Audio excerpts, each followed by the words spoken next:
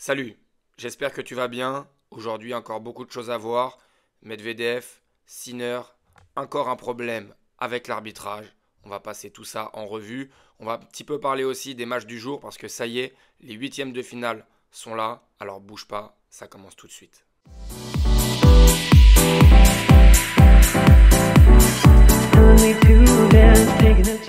Et on n'en a pas encore beaucoup parlé. On va parler de Daniil Medvedev qui a tranquillement, encore une fois, remporté son match. 6-3, 6-4, 6-3 face à l'Italien Cobolli. Donc il y a plusieurs choses à dire concernant Daniil. Déjà, je me suis fait plaisir. Daniil, il est en forme, je vous le dis. Depuis le début, l'avance masquée, on n'en a pas encore parlé avec les éliminations de Carlos Alcaraz et Novak Djokovic. Mais il est bel et bien là. Alors tout n'est pas parfait. Le service est loin d'être parfait, on va en parler juste après. Mais il est là et il nous dit quelque chose de très intéressant aussi. C'est que déjà ici, ce jeu a été difficile. Ce jeu a été difficile. La foule voulait que je me fasse breaker. J'ai sauvé les choses. Ça a été fun. Je me suis fait plaisir. Daniil, quand il est contre le public, on le sait, c'est là qu'il est le plus fort. À l'US Open, il y a quelques antécédents. On va les revoir après. Mais il y avait une autre chose qui était très intéressante. C'est cette partie-là où il dit: j'ai eu des hauts et des bas. C'était piège. Il fait chaud et humide. On a joué beaucoup de points longs avec beaucoup d'échanges. Les conditions font que les favoris ont peut-être moins de marge. Eh ben, je pense que lui, ça peut totalement lui aller parce que de base, il fait partie du deuxième chapeau des favoris. Mais surtout, en fait, aujourd'hui, qui est devant lui en termes de favoris? Il y a Sinner, il y a Zverev, kiff. Et je pense que les conditions, justement, si ça nivelle un petit peu, c'est totalement le profil qui peut en profiter. On va regarder un petit peu au niveau du match. On avait du coup un match en 3-7-0. Et on va regarder un petit peu plus en détail au niveau des stats. Et on va regarder pourquoi au niveau du service c'est compliqué. Déjà sur la partie, 45% derrière la deuxième, 55% de premier service. Mais on voit qu'il n'est pas seul, hein. Cobolli, 39%. Et on va parler de d'autres matchs. On va voir que c'est compliqué pour tout le monde. Mais surtout au niveau du premier set, tout se passe bien. Et puis petit à petit, on le voit là, les pourcentages, ils sont plus du tout équilibrés. Là, on est sur du 74-63, très équilibré. Là, 89%, donc dès qu'il passe une première, c'est bingo. Sauf que dès qu'il ne passe pas la première, il est en danger et en grande difficulté. Donc il s'en sort bien, il sauve toutes les balles de break, mais il en a quand même à sauver. Et là, pareil, on est encore sur un grand écart, 80% derrière la première, mais dès qu'il ne passe pas la première balle, c'est très compliqué. On va regarder aussi au niveau du match, et ça c'est très intéressant, c'est que il se fait breaker 3 fois, mais au final, en fait, il arrive à breaker son adversaire 7 fois. Alors oui, Cobolli n'a pas été le meilleur serveur hier, mais quand même, prendre 7 fois le jeu de service de son adversaire dans un match en 3-7 gagnant, c'est quand même très significatif, je trouve. On va regarder aussi plus en détail Daniil Medvedev à l'US Open, qu'est-ce que ça donne? Parce qu'il y a un Daniil Medvedev sur dur, US Open ici et Open d'Australie ici. Mais on a quand même un Daniil très performant à l'US depuis quelques années. C'est le danger numéro un, hein, j'ai envie de dire. J'ai envie de le mettre ex aequo avec Sinner. Il a déjà gagné l'US. Il a fait 2 finales contre 2 mastodontes. Il avait perdu contre un très bon Dominic Thiem. Pas de scandale juste avant le titre de l'Autrichien. Donc vraiment, il n'y a aucune raison de ne pas le voir favori. Je trouve que les conditions lui conviennent très bien. Le rebond est assez bas. C'est pile pour son style de jeu en fait. Et au prochain tour, il va jouer le Portugais Nuno Borges. Alors pardon pour la prononciation, j'ai parfois un peu de mal à prononcer les joueurs. Mais regardez bien, le Portugais a sauvé 3 balles de match. Il était mené 2-7-1 face à Mensik. On a beaucoup parlé de la petite pépite tchèque. Et bien le Portugais, il a réussi à basculer ce tie-break.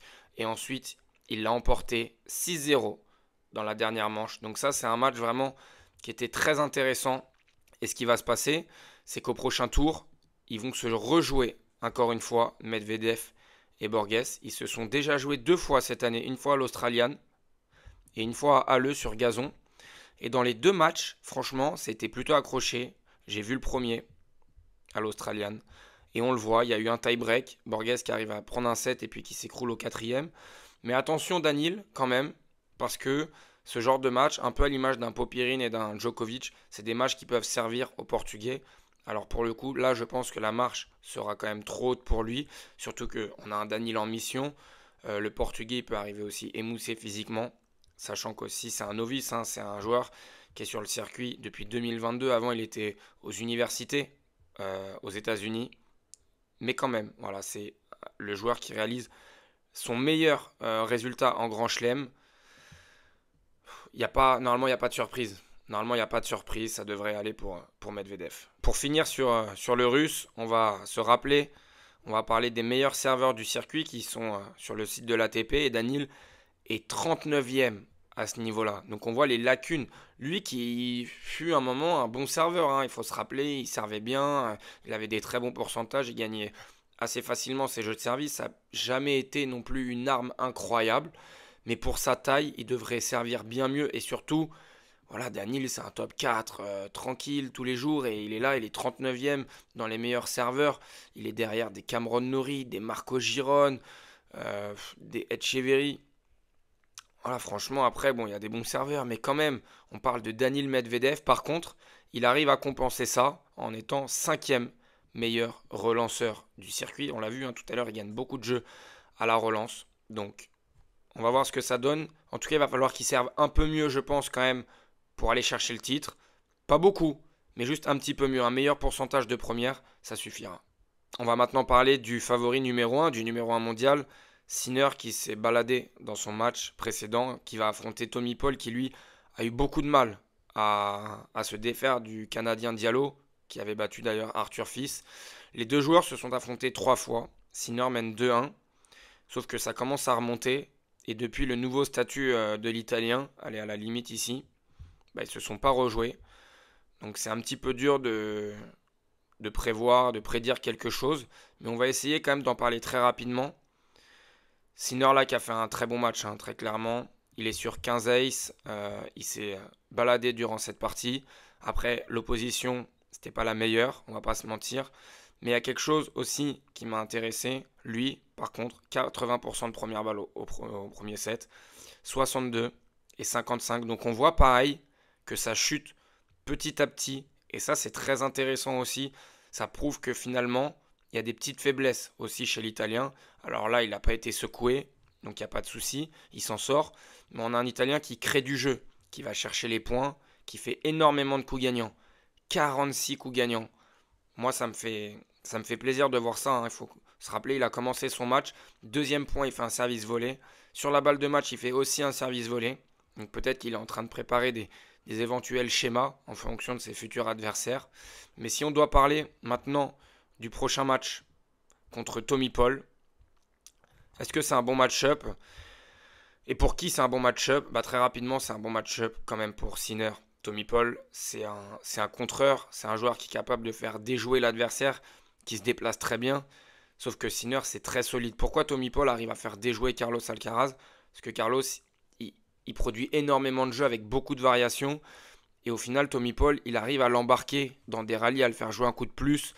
Il arrive à varier un petit peu aussi au niveau du jeu et des trajectoires. Sauf que là, en fait, Sinner, c'est très solide sur sa ligne de fond de cours. C'est un rouleau compresseur. Et pour l'instant, Tommy Paul, il n'a pas montré un bon niveau de jeu pour prétendre battre le numéro 1 mondial. Là, je serais très étonné de voir Sinner se faire éliminer par Tommy Paul. Alors après, il peut y avoir un match très accroché avec le public, etc. Mais il va falloir beaucoup plus que ce qu'a produit Tommy Paul sur les tours précédents pour créer une surprise. Et puis pourquoi aussi Sinner est le favori numéro 1, pas que dans ce match mais dans le tournoi? Parce que tout simplement, il a pris une dimension incroyable et les points sous pression, il est numéro 1. Il est numéro 1 et puis si on va plus loin, il est 5e meilleur serveur et dans les relanceurs, il est 7e. Alors oui, on a un Tommy Paul qui est 6e à la relance, sauf qu'en fait, si on regarde au niveau du service, on va descendre. Hein. Vous allez voir, on va descendre, on va prendre le temps. Il est là, 33e au niveau du service.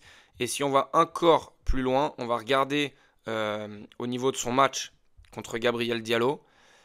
Et ça, c'est la stat, moi, qui m'a énormément marqué. C'est qu'il a remporté presque un jeu sur 2 à la relance. C'est énorme. Il s'est quand même fait breaker 5 fois. 5 fois face à Diallo qui est 143e mondial, qui n'est pas du tout le meilleur relanceur du circuit. Donc oui, il est capable de très bien relancer, mais il va dépendre de ça.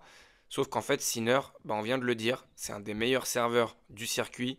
Il est 5e. Donc même si Tommy Paul relance très bien, il va avoir beaucoup de jeux de service très compliqués à négocier. Et surtout, il n'arrivera pas à breaker une fois sur deux l'Italien. C'est pour ça que je pense clairement qu'il peut y avoir 3-7-0, allez peut-être 3-7-1 pour Yannick Sinner. On se fait un petit récap des matchs très rapidement. Voilà, Marach qui bat Goffin. Pas surpris perso. Draper qui confirme. Attention, Jack Draper, vraiment. Pitié que les blessures laissent tranquille ce joueur. C'est un rouleau compresseur. C'est très impressionnant. Jordan Thompson, toujours pénible à jouer. Jordan Thompson qui fait son petit bonhomme de chemin et qui est un joueur très solide sur cette surface. J'ai hâte de voir son match face à Demi-Nord. On en parlera plus tard, c'est pas le moment. Mais avant de se quitter, je voulais quand même parler évidemment de cette erreur d'arbitrage, une fois de plus. Comment on peut avoir des erreurs d'arbitrage pareilles au tennis? Alors, pour remettre dans le contexte, on va regarder ce qui s'est passé. Ici, on a une balle que Haddad Maia a jouée. Sauf qu'en fait, au moment où elle joue, et c'est facile à voir, vous pouvez retrouver la vidéo sur internet, elle tape la balle d'abord dans son terrain. Donc la balle rebondit d'abord vers le sol, et ensuite elle remonte et elle s'accélère. Et Kalinskaya n'arrivera pas à jouer la balle, mais elle n'a même pas essayé de la jouer, car ça paraissait évident en fait. Sauf qu'il faut savoir qu'à l'US Open, il y a la VAR, un peu comme au foot. On peut faire appel à l'assistance vidéo. Donc Kalinskaya, elle se dit, j'appelle l'assistance vidéo, puis le point va me revenir. Et bien les gens qui sont ici, là, ont donné le point à Haddad Maia. Mais je trouve ça fou, en fait. On a eu Hugo Gaston à Hambourg, on a eu Jack Draper, le cas avec Félix Auger-Aliassime. Alors là, il n'y avait pas d'assistance vidéo, donc c'était l'arbitre qui n'avait pas pu voir, et le joueur de lui-même qui n'avait pas dit qu'il y a eu double rebond, ou alors que là, il y a une faute, que la balle rebondit dans son terrain. Mais moi, je trouve ça fou que là, on ait eu l'assistance vidéo et que ces deux messieurs dans le camion, dans une salle, je ne sais pas où ils sont, n'aient pas pu voir que la balle a doublé. C'est pas possible. Alors après, moi, je trouve aussi que ce n'est pas normal que la joueuse ne le dise pas. Que ce soit Haddad Maia, Hugo Gaston, Jack Draper. À un moment, voilà, il ne faut pas être prêt à tout pour gagner. Vous êtes des joueuses professionnelles. Vous n'êtes pas à un point près. Moi, ça me dérange énormément parce que l'arbitre ne peut pas tout voir. Et je suis convaincu que les joueurs, les joueuses savent exactement si la balle a doublé ou non. Il y a plusieurs joueurs qui en ont parlé quand c'est arrivé à Jack Draper. Shapovalov, Nick Kyrgios, plusieurs, Lucas Pouille. Ils l'ont dit. Oui, c'est évident, le joueur sait. Mais si tu le sais, dis-le en fait. Comme ça, le problème est résolu. Franchement, ça me dérange. Je trouve ça hallucinant. On termine cette vidéo avec les matchs de ce soir. On a des très belles affiches. J'ai hâte de voir ce match entre Roublev et Dimitrov. On va beaucoup en parler. Demain, on va le débriefer comme il se doit. Mais j'adore aussi le Casper Ruud Fritz. J'ai hâte de voir si Alexander Zverev va tenir son rang.